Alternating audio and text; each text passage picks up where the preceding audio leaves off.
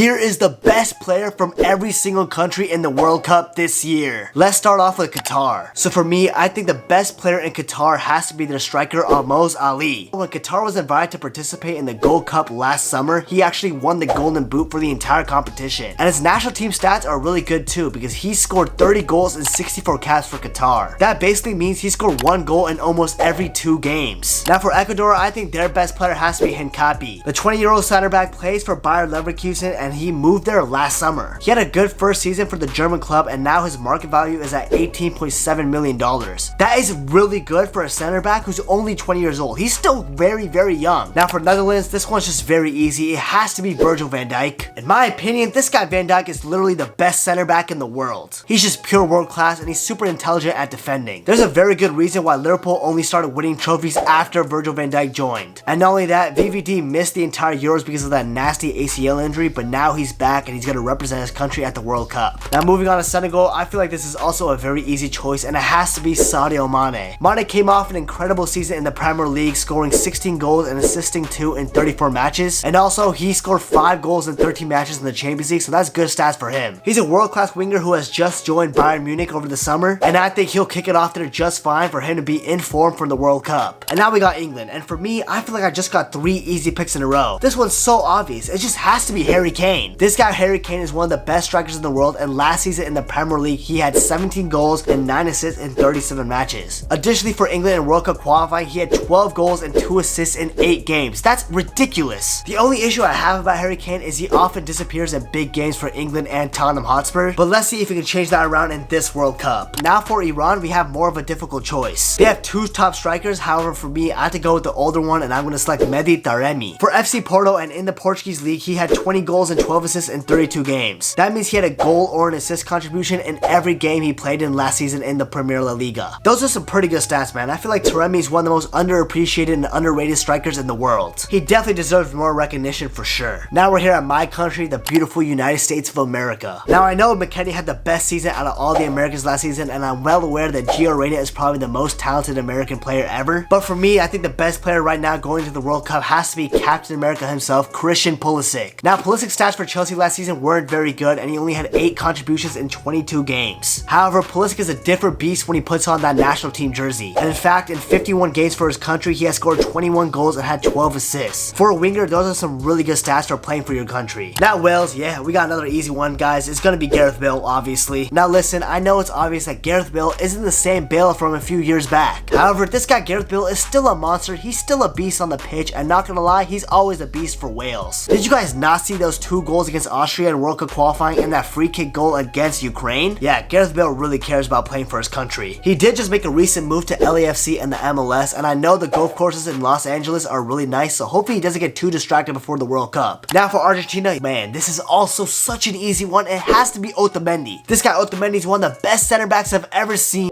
No guys, I'm obviously kidding. It has to be the GOAT, Lionel Messi himself. Now I'm well aware that Messi's first season at PSG was very subpar, with him only scoring 6 goals and having 14 assists. But bro, who cares about Lionel Messi's stats at PSG? Nobody cares. He's Lionel Messi. He literally could have 0 goals and 0 assists for the next 5 years in his career, and I still would call him the GOAT, bro. Oh, and also Messi just goes off with Argentina, bro. He's kind of like Gareth Bale when representing his country. He turns into an absolute beast. Well, Messi's always a beast, but you know what I'm saying. Now for Mexico, it's a little bit more wide open. They have a lot of important players like Raul Jimenez, Hector Herrera, Irving Lozano. However, for me, the best player for Mexico has to be the DM Edson Alvarez. This guy Alvarez is an absolute stud for Ajax and the Mexican national team. There's a reason why his ex-Ajax manager, Ten Hag, wants him at his new club, Manchester United. He's such a stud at the 6th position, and he reads the game well and can dominate the midfield. He's also really tough physically, so you definitely do not want to have a scrap with Edson Alvarez on the pitch. Now from Poland, yeah, it's an easy one, man. It has to be Lewandowski. In the Bundesliga alone, he had 35 goals and 3 assists in 34 matches. This guy Lewandowski has been killing it for Bayern Munich in the past years, and in fact in 2020 he definitely deserved the Ballon d'Or. But yeah, no brainer, Poland's best player is Lewandowski. Now for Saudi Arabia, I'm not gonna lie, I did not know a single player before I did some research. Now after I did some little research, I found out that I think the best Saudi Arabian player right now has to be Salem Al Daswari. He's an attacking player who plays for Al Hilal currently and used to play for Villarreal as well. He usually plays the winger position on the left side, but he can play the right wing position and also the striker. He's a decent player for his country who has bagged 14 goals and 53 caps for his country, and that's kind of about it. I really don't have any high hopes for Saudi Arabia. I think they're going to finish bottom of the group. Now for France, I know it gets a little bit more complicated because Karim Benzema is going to go on and win the Ballon d'Or, but for me, by the time the World Cup comes, I think France's best player is definitely going to be Kylian Mbappe. I feel like after Kylian Mbappe has signed his contract extension with PSG, I feel like he's blocked out all the outside noise and all the distractions. He's going to be fully focused with PSG and getting in form before the World Cup, and then he's going to be super focused for France. Now moving on to Australia, I think their best player has to be Eintracht Frankfurt's midfielder Arjen Hrustic. Now Hrustic has not played many games for his country, and in fact he's only actually played 12 games, but he's definitely the most talented player on the pool. He's really good in the attack, and I know he's only scored 2 goals for his country, but he definitely has an eye for goal. So do not be surprised if he bags a couple at this year's World Cup. Now for Denmark, it was pretty tough to decide because there's a lot of underrated players in this group. We have the likes of Damsgaard, who was killing it in the Euros, and then we have like other players like Kjær, their captain, and also Christensen. And then we have the midfielder Højbjerg, who's also great. However, I think the best player and the biggest threat for Denmark has to be Christian Eriksen. Yes, he recently came back to football thanks to Brentford giving him a chance in January, and now he's bound to go to Manchester United, but I think Christian Eriksen could be the clear difference maker. He can make that final pass by being the creative outlet, and he's scary good at set pieces as well. Denmark did great in the Euros, but it was so obvious that they were missing that final pass, that creativity. And yes, Damsgaard did his best, but he can only do so much. Christian Eriksen is a tough player to replace, and that's why with him being back, I think he's going to be critical for Denmark at this year's World Cup, and maybe they could be dark horses. Now for Tunisia, they're also a country that I don't know much about their national team, but I definitely know that their best player is Khazri. He's been a stud for Saint Etienne and Ligue 1 for some time now, and I'll always remember his goal against Belgium in the World Cup in 2018. He's a pretty good player. He's not like world class or anything, but he's solid. Now Spain can also be a tricky one because they were never a team to rely on just one superstar. Everyone on the team is really good. The team just meshes really well, and I think the key for a team to do that well together has to be through the midfield. And I think the player who has been running that Spanish midfield for some time now has to be Rodri. And yes, I know the young stars like Pedri and Javi are still there, and they're probably more talented, but Rodri is definitely the rock of the midfield. He's been super good for Man City, and he's super solid defensively, and he can run the midfield by himself. He's just such a tank overall. Now Germany also gets a little complicated because there's no glaring superstar, but I think the best player has to be Thomas Muller. This guy Muller is so underappreciated and so underrated sometimes. People forget that this guy Muller gets 20 plus assists every single season for Bayern Munich. Like, those are great stats. And in the Bundesliga alone for the past 2 seasons, he's had 18 assists. He's honestly a very key and pivotal reason why Lewandowski is performing at such a high level. Also for Germany, Thomas Muller is such a beast because in 4 games, this guy's had 3 goals and 3 assists. That means he's had 6 contributions in 4 games of World Cup qualifying. Like, Thomas Muller just balls out. Now we move on to Costa Rica, where the answer is super easy. It has to be the goalkeeper Keylor Navas. This guy Navas has won 3 Champions Leagues with Real Madrid, and he's doing very well for PSG whenever called upon. He's also superb for Costa Rica, and he's a key reason why they even made the quarterfinals all the way back at the 2014 World Cup. I think he's definitely the best goalkeeper in CONCACAF history, and I think he's definitely the best player Costa Rica has ever had. Now let's move on to Japan, where their entire national team is pretty underrated, and I think they have the potential to be dark horses in this tournament as well. But let's go back to the topic. I think Japan's best player has to be Takumi Minamino. I know he just moved to Monaco, but he's the biggest reason why Liverpool won 2 domestic trophies last season in the Carabao Cup and the FA Cup. Also in World Cup qualifying, he's been going off for the Blue Samurai, scoring 10 goals in 15 matches. Pretty much what I'm trying to say is Minamino is a great player when he's called upon. Now Belgium, yeah, this is a no-brainer for me. It has to be Kevin De Bruyne. De Bruyne is one of the best players in the world, and nobody can pass the ball like him in today's game. This guy Kevin De Bruyne drops dimes like nobody else, bro. He's like the Tom Brady of international football. Now as long as KDB is healthy and has room to operate in the attack, he will be a danger and will cause harm. This is also Belgium's last chance to win some silverware for their golden generation, and KDB has to be on top of his game for this to happen. Now for Canada, they have 2 great players. Now one of them is Jonathan David, who has been killing it for Leo recently and had a great season. However, my pick for Canada's best player has to be none other than Alphonso Davies. Fonzie is a generational talent in my eyes, and he is the best player in CONCACAF, and that comes from a USA fan as well. He didn't have the best of seasons last season, but that shouldn't discredit him because we all know the talent this guy has. Keep in mind that Fonzie has been in the scene for some time now, and he's still only 21 years old. He's going to be in the game for a very, very long time. Plus, him and his girl Jordan broke up, so he's going to have a post-breakup balling mentality, so he's going to go crazy is basically what I'm trying to say. Now for Morocco, yeah, this one's easy, man. It's going to be Achraf Hakimi. This guy's one of the best right backs in the world, and he's already played for clubs like Borussia Dortmund, Real Madrid, Inter Milan, and now PSG. He's played for 4 of the biggest clubs in the world, and he's only 23 years old. He's just a good player at club level, and he always puts 110% whenever he puts the Moroccan jersey on. He's definitely the best Moroccan player, and it's not even close. Now for Croatia, it's also so simple, man. It has to be the Ballon d'Or winner, Luka Modric. This guy Modric dropped single-handedly one of the best passes I've ever seen in my life in the quarterfinal against Chelsea. Modric might be 36 years old, but he definitely plays like he's 26, bro. I swear. He literally dictates the midfield entirely, bro. He's just so good, even though he's an old man now. Now for Brazil, I'm very well aware that Vinicius Jr. had an exceptional season last season, man. But guess what? I don't care, because Neymar is definitely the best player for Brazil right now. Brazil genuinely could have won the 2014 World Cup if he didn't get injured against Colombia, bro. I'm telling you, Neymar was the key difference maker. And yes, I'm well aware that Neymar did not have a bright tournament in the World Cup of 2018, and pretty much everybody turned against him, but still, bro, we all know Neymar's a baller, bro. I'm also sure he's learned his lesson about flopping that much, and I think he's gonna kill it at the 2022 World Cup. He said this actually might be his last World Cup as well, so we all know that Neymar's gonna leave it all on the pitch to see if he can win it for his country. Now for Serbia, it's definitely gonna be the guy who scored 43 goals and assisted 7 times in 44 games in the championship. It just has to be Aleksandar Mitrovic. Serbia might have never made the World Cup if Mitrovic didn't score that last minute winner in the last game of World Cup qualifying against Portugal. With this goal, they automatically qualified for the World Cup, and it's all thanks to Mitro. Now I'm not saying Mitrovic is a world-class striker. We all know he has struggles in the Premier League, and it seems like the championship might be his level, but trust me, he has the ability to do damage at the World Cup and score some great goals. Now for Switzerland, I would have loved to say that Shaqiri is the best player because he used to play for Liverpool, and I'm a huge fan of Shaqiri. But to be honest, Shaqiri has not impressed me at all since his move to Chicago Fire. In fact, I'm kind of labeling him as a flop right now. So instead, I'm going to be saying something pretty crazy, and I think Switzerland's best player has to actually be Granit Xhaka. Now, I think I'm always going to remember Granit Xhaka's Euro 2020 performance for Switzerland against France because that was one of the best performances I've ever seen in my life from him. He was literally so good for Switzerland that day, bro. I've never seen him play that good for Arsenal. Whenever Xhaka plays for his country, he turns into a different player, bro. He's just so good. Now for Cameroon, I'm going to go with Vincent Aboubakar. He helped his country reach 3rd place in AFCON and actually won the Golden Boot in the tournament by bagging 8 goals. To add to this, he's also a veteran of the Cameroonian national team and has 87 games played with 33 goals. That basically means he scored 1 goal in every 3 games he's played for his country. It seems like he's a pretty solid striker for his country and does the job well. Now for Portugal, yeah, another easy one. It has to be Cristiano Ronaldo. Now, yes, I know he's not the same Ronaldo from before, and yes, I also know that he's 37 years old. He's an old man, but I don't care because it's Cristiano Ronaldo. I really couldn't care less that Cristiano Ronaldo was still playing at 50 years old for his country and had white hair. He'd still be my biggest player for Portugal. And also, even though he's old now and had a relatively poor season, he still bagged 18 goals for a very poor Manchester United side. And not only that, he scored 6 goals in 7 games for United in the Champions League. Those are some good stats, especially for that poor United team. It's not like he's lost his scoring touch. That's like the one thing he still has. Now for Ghana, I was actually originally going to go for Thomas Partey. I mean, everybody knows that he's definitely Ghana's most consistent and most important player. However, Ghana has had a very good summer transfer window and had a better transfer window than Manchester United right now. They've gotten some really good players signed up for their program now. In fact, they secured the likes of Tariq Lamptey for Brighton, Salisu from Southampton, and also Iñaki Williams from Athletic Bilbao. Yes guys, you heard me correctly. Iñaki Williams has finally switched from Spain to represent the Ghana national team. And since he switched right now, that probably definitely means he's going to be selected to play in the World Cup for his country. And that's why for me, I think Iñaki Williams is going to be Ghana's best player. He's been bagging the goals for Bilbao throughout the years, and I don't see why that's going to change for Ghana. I think it's going to do the exact same thing. Now moving on to Uruguay, I cannot say that their best players are Luis Suarez or Cavani. They're still great strikers, don't get me wrong, but they're definitely shadows of their former selves. Now if Darwin Núñez gets the ground running at Liverpool, I definitely would say he will be best player for Uruguay, but since that's such a huge hypothetical situation, I'm not going to be saying Darwin Núñez, and instead I'm going to be saying Uruguay's best player is Federico Valverde. Swear bro, this guy Valverde is the most versatile player I've ever seen. I've seen him play every single position for Real Madrid. This guy Valverde could really play goalkeeper for Madrid if he really wanted to. And also that assist in the Champions League final to Vinicius Jr. was absolutely gorgeous. Yes, it hurt as a Liverpool fan, but you gotta respect it, bro. That was a great ball. So yeah, Valverde is the best player for sure. Now last but not least, we got South Korea, and their best player has to be Hwang Hee-chan. He's literally the best player in South Korea. Nah, I'm just kidding guys. It has to be Heung-min Son. We all knew this. This guy literally tied Mohamed Salah for the Golden Boot in the Premier League last season, and he didn't score a single penalty, bro. He's top quality. And even as a Liverpool fan, I felt like he was robbed of the team of the season, bro. He definitely should have been on there. Heung-min Son also performs very well for his country, South Korea as well, and in World Cup qualifying, he's had 7 goals in 13 matches. And we all know that Heung-min Son is just overall such an exceptional player. I'm sure he can single-handedly cause havoc in Group H. Now thank you guys so much for watching this video. Remember to let me know in the comments whether you agree with who I think the best players are on each country. Now also remember to subscribe, remember to hit the notification bell, and also remember to leave a like. Let's try reaching 250 likes this video. And yeah, I really hope you guys enjoyed this one, and I'll see you guys in the next one. Man, peace.